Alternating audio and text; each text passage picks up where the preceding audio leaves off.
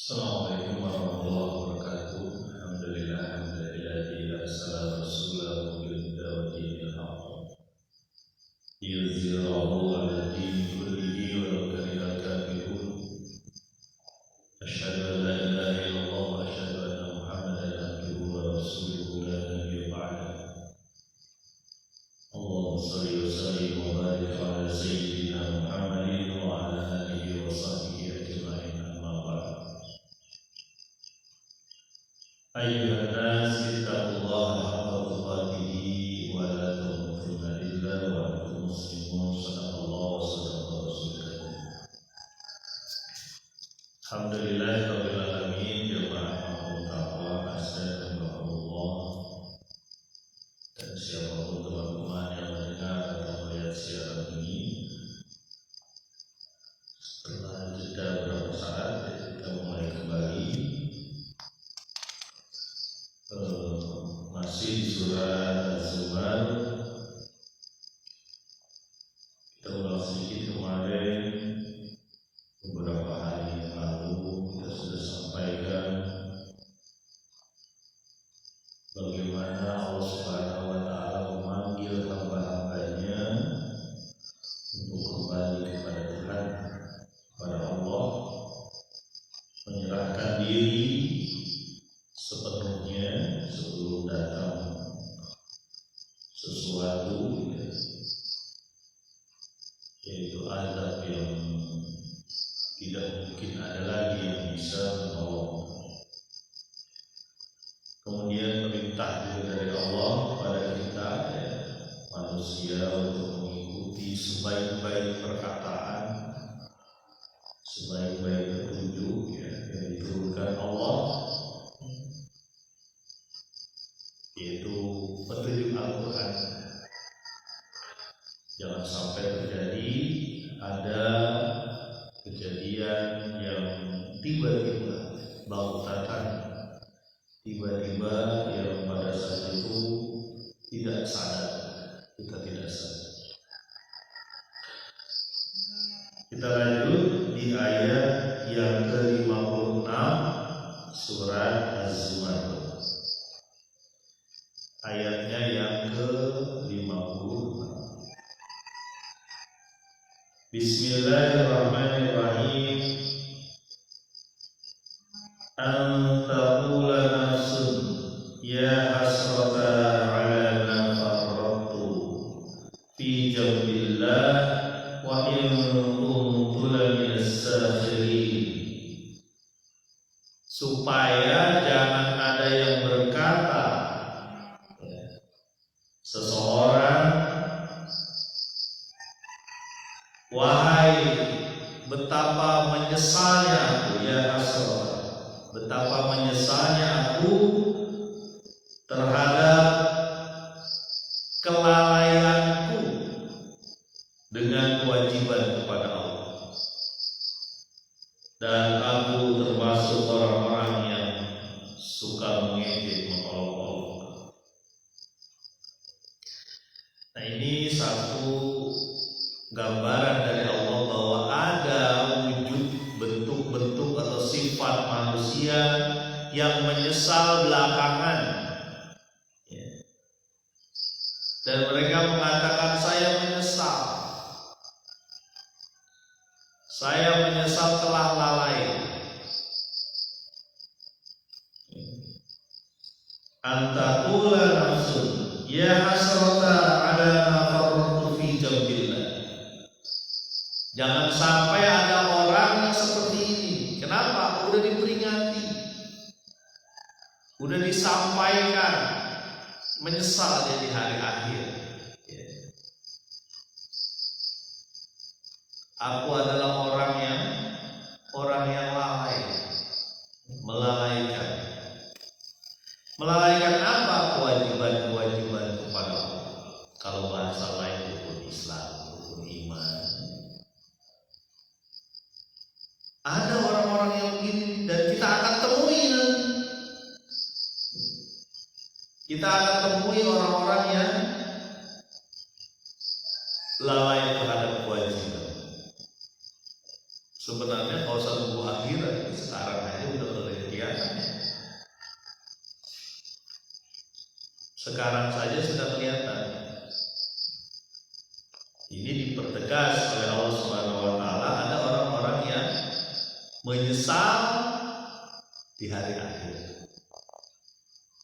Sudah telat. Sudah nggak ada waktu lagi.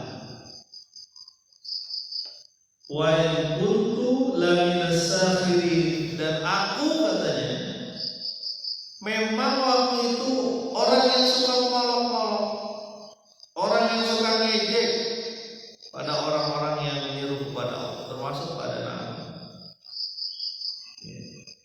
Dia menyebutkan sendiri bahwa dia itu suka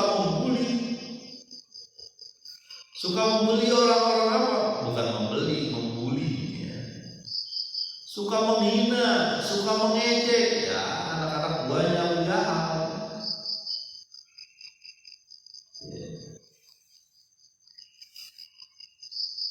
Menanyakan kenapa kita harus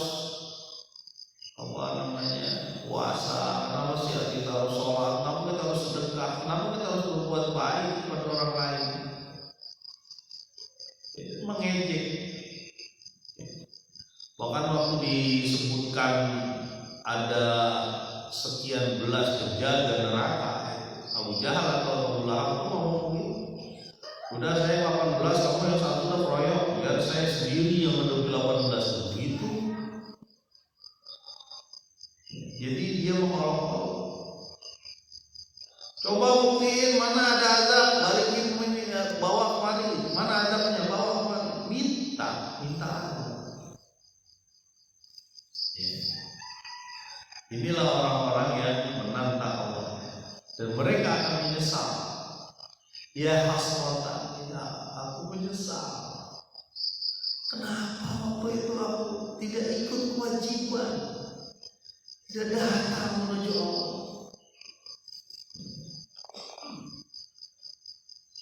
Wa in kuntu laminas sakhirin, dan aku termasuk orang-orang yang suka membuli orang-orang yang beriman. Bahkan dalam kejadian lain bukan cuma membuli dari sisi omongan ya, dari sisi fisik juga. Kita ingat kisah Bilal, Amr bin Yasir, Kabal bin Arf, bagaimana dia disiksa. Bahkan ibunya Amr bin Yasir itu dibunuh di depan dia, masuk bapak. Makanya kata Nabi, sabarlah keluarga Yasir, surga menanti. Orang-orang seperti ini menyesal belakangan.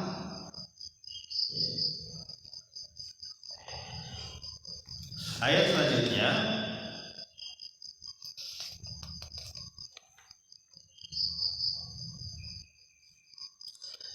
ayat ke-57 surat Az-Zumar.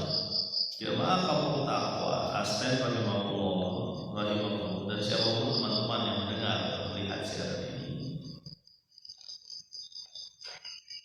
Aw taqula law anna Allah hadani lakuntu minal muttaqin.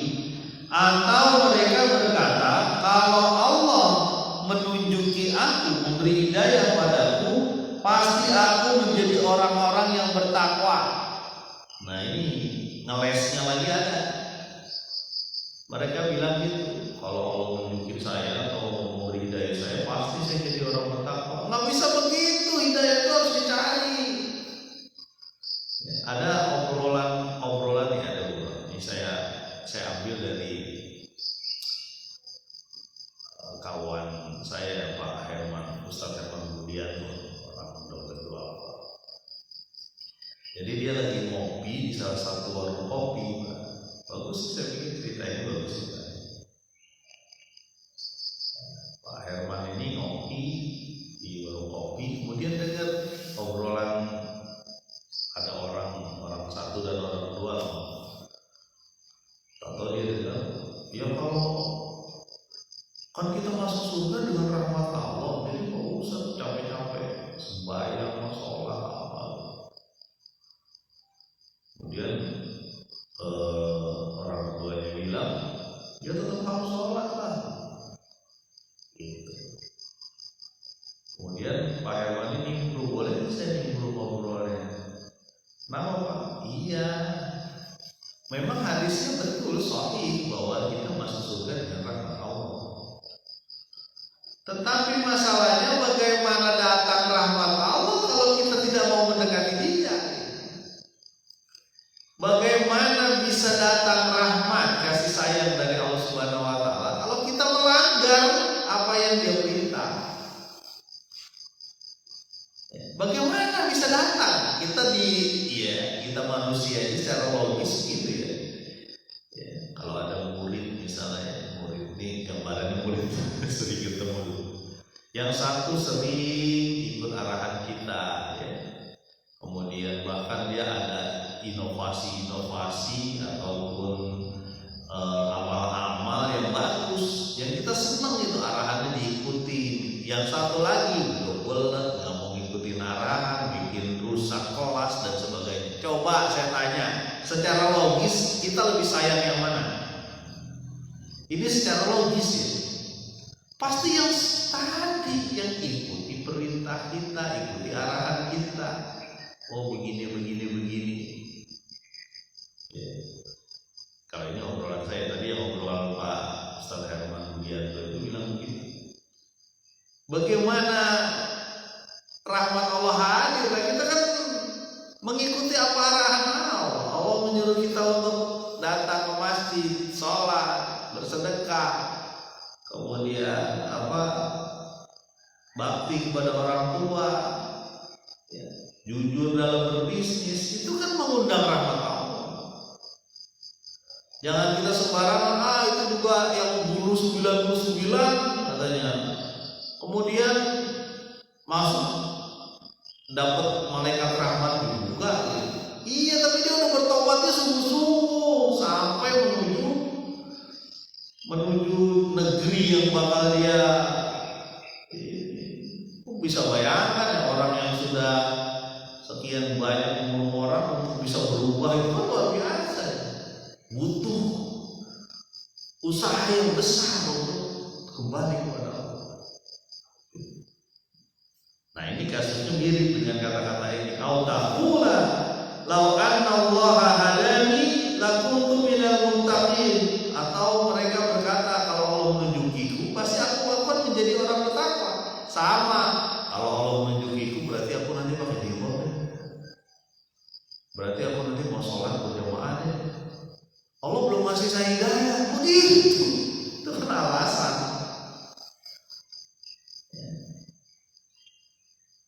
Kalau Allah menunjuki saya akan meninggalkan usaha haram ini.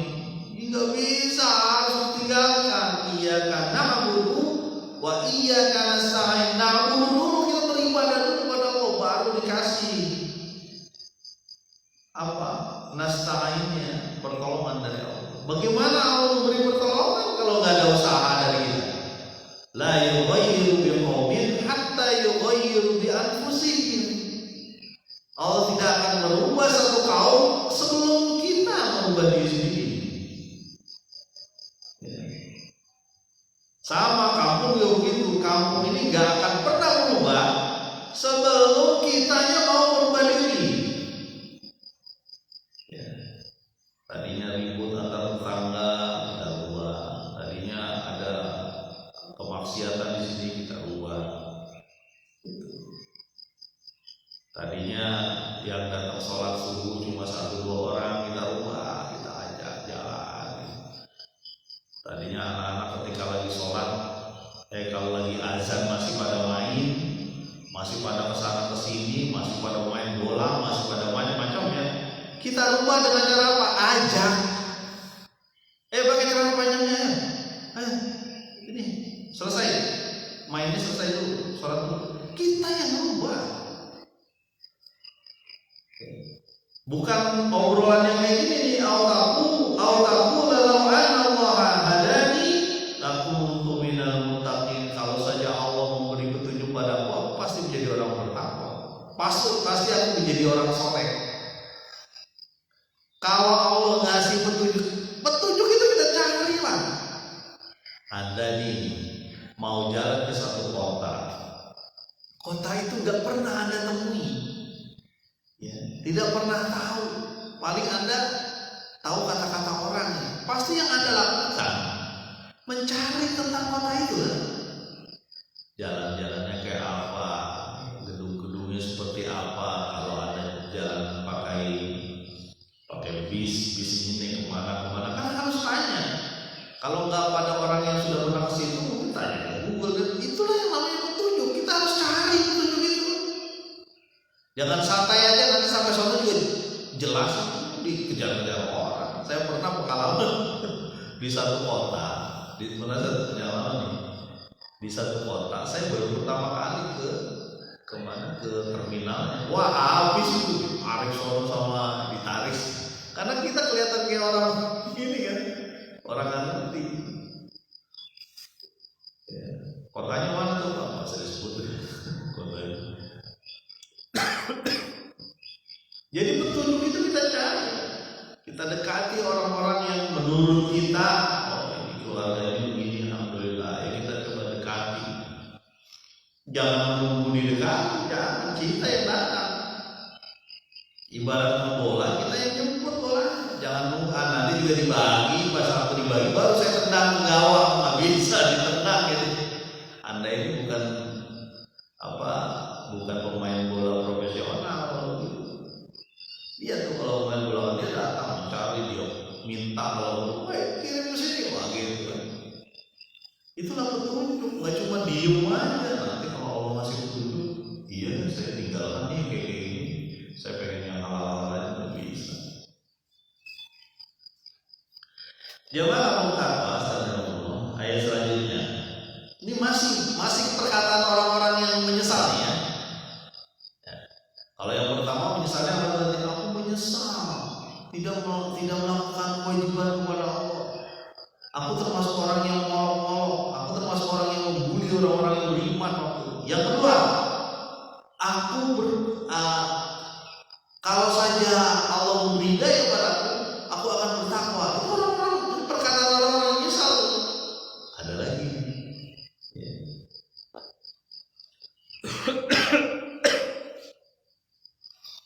Ayat ke-58 surat As-Zumar. Jadi subhanallah ya Allah memberikan gambaran kepada kita bagaimana omongan orang-orang yang nanti akan kita temui.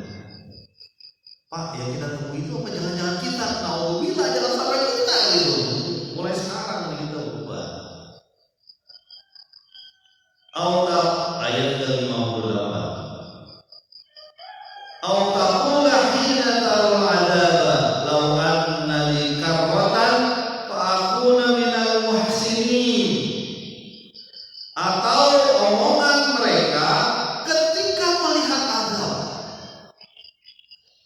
Ketika melihat azab,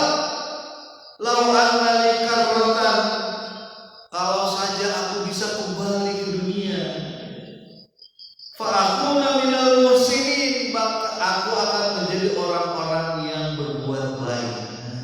Perkataan mereka ketika melihat azab, kalau saja aku bisa balik, aku pasti menjadi orang-orang muhsin, menjadi orang-orang yang berbuat baik. Ya.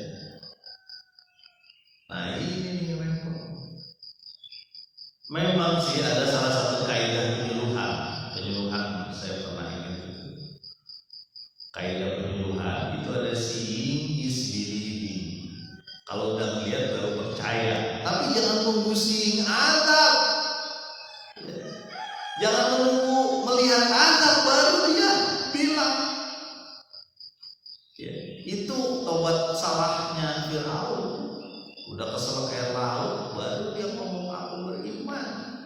Rob Musa dan Harun, Robbul Alam, Rob semesta alam. Tadinya dia ngaku Rob, anak Robbul Alam. Akulah Robku yang paling tinggi, kata Firaun. Udah kesel air asin baru dia tobat udah habis. Jadi perkataan ketiga ini, perkataan yang sudah tidak ada lagi maknanya. Aduh, coba aku bisa datang ke dunia sekali aja, saya akan berbuat sebagai orang baik.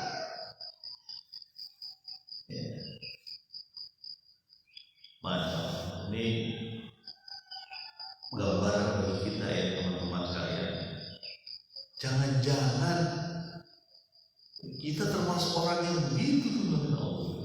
Ada satu hadis Nabi ini riwayat Bukhari atau riwayat Muslim, saya baru dua riwayat itu. Ada orang yang menguatkan kita untuk berhati-hati sebenarnya.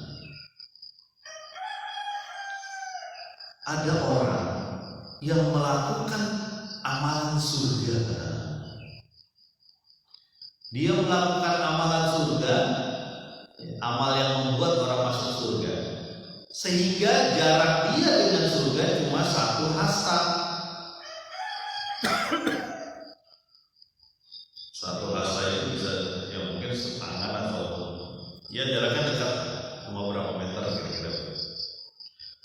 Tapi ada ketentuan dari Allah bahwa dia entah gak tahan dan sebagainya melakukan amalan neraka, entah gak tahan dalam beribadah atau gak sabar dalam mendapatkan ujian dari Allah, dia melakukan amalan neraka, lalu dia masuk neraka, padahal seluruh hidupnya melakukan amalan surga, lalu dia masuk neraka. Pak, kok bisa Pak kayak gitu? Kan pernah saya ceritakan dulu ya, yang orang yang kata Nabi dia masuk neraka, padahal dia berjuang di jalan Allah. Iya, kenapa? Karena dia terluka dan sebagainya, nggak tahan, dia bunuh diri, masuk neraka. Padahal dia berjuang di jalan Allah. Atau ada lagi, ditambah lagi kata Nabi di hadisnya, ada orang yang melakukan amalan neraka, sehingga jarak dia dengan neraka hanya sehasta. Lalu berlaku ketentuan Allah, dia melakukan amalan surga, lalu masuk surga. Pak, kok bisa Pak? Kan dia seumur hidup, ya, hampir seumur hidup itu melakukan amalan neraka, kok melakukan amalan surga sebentar saja di masa surga? Itu yang namanya husnul khotimah. Itu yang cerita yang tadi, cerita orang yang membunuh akhirnya bertobat dan sebagainya, dan banyak kejadian. Sampai ada juga cerita tentang salah seorang panglima perang dari Romawi pada saat itu, setelah berdialog dengan Khalid, kalau nggak salah Khalid bin Walid. Kenapa sih kamu menyerang? Nah, cerita kalau itu saya benar, saya mau, saya masuk Islam. Berubah, tadinya menjadi panglima Romawi waktu itu, berubah menjadi prajurit kaum muslim, dan dia berjuang. Kayaknya belum sempat sholat waktu itu, dia langsung berjuang menghadapi bangsanya sendiri waktu itu, dan dia syahid. Tapi yang kayak gitu itu tidak mudah. Kalau dia bilang udah bisa aja saya belajar Islam dulu ya sebentar, saya mau pergi dulu dari peperangan, kan enggak. Dia langsung jalan, langsung balik bareng-bareng Khalid bin Walid waktu itu, sampai meninggal, masuk surga tuh. Yang namanya Romawi ini saya sampaikan ya, kemarin saya baca ya, tentang betapa jahatnya orang-orang waktu itu.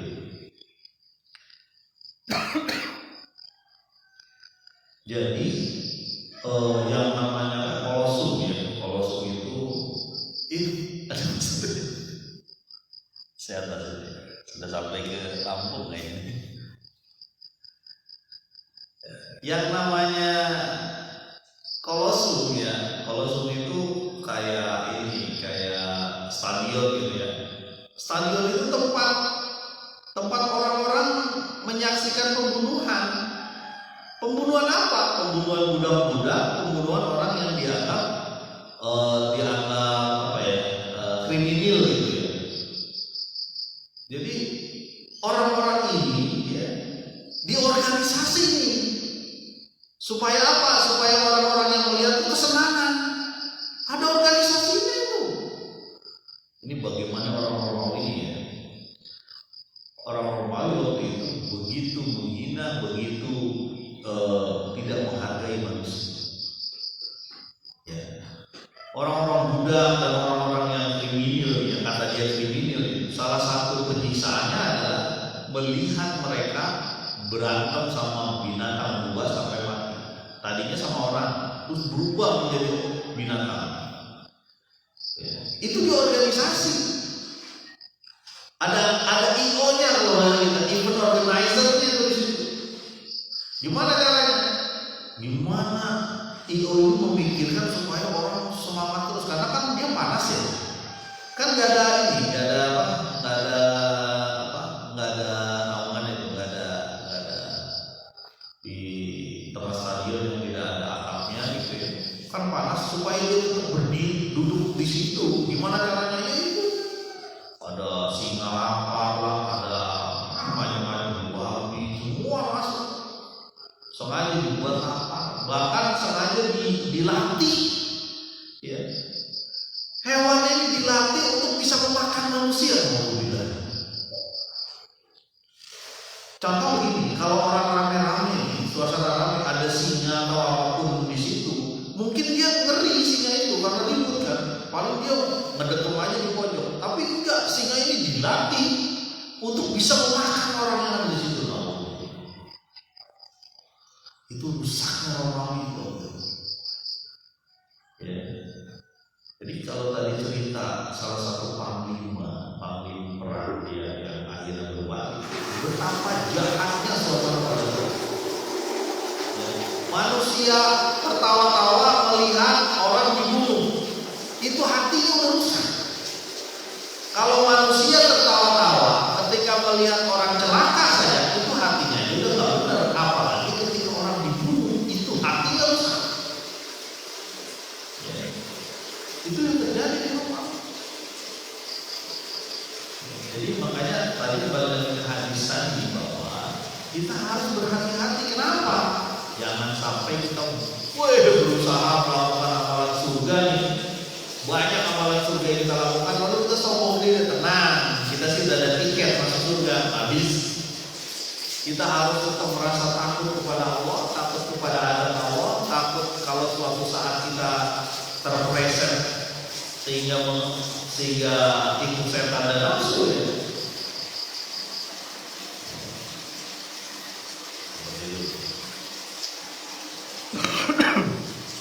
Ayat selanjutnya, ayat ke-59. Bala qad ja'atka ayati fakadzabta biha wastakbarta wa kunta minal kafirin. Bahkan sudah datang ayat-ayat peringatan kepada engkau. Ayat-ayat dari Allah Subhanahu wa taala. Fakadzabta biha, lalu kau mendustakan, lalu kau bohong, lalu kau meninggalkan. Wastakbarta wa kunta minal kafirin, dan engkau takabur, sombong, dan engkau termasuk orang-orang yang kafir. Itu ya. Jadi sudah datang peringatan dari Allah, datang orang yang menyampaikan dakwah, menyampaikan seruan kepada Allah, terus lalu kau dustakan. Ada aja alasan. Engkau menjadi orang yang ingkar. Di sini disebut kafir. Karena bisa saja orang ingkar ketika KTP-nya masih KTP Islam. Dia KTP-nya Islam, aku orang Islam, tapi dia ketika diajak untuk menuju kebaikan, menuju ihsan, ya, menuju sesuatu yang Allah sukai, itu nama malas. Jangan-jangan anak buahnya setan, aba wastakbar, kan gitu ya. Setan tuh aba wastakbar wa kana minal kafirin. Orang-orang ini adalah orang-orang pengikut nafsu dan setan. Mudah-mudahan kita tidak termasuk orang-orang yang menyesal belakangan. Menyesal sekarang, datang sekarang ini amal kita sekarang, mazruatul akhirah itu sekarang, ya. Ladang untuk akhirat itu sekarang, nggak usah ditunda-tunda. Mudah-mudahan bermanfaat. Subhanallah wa bihamdika, asyhadu an la ilaha illa anta, astaghfiruka wa atubu ilaik. Assalamualaikum.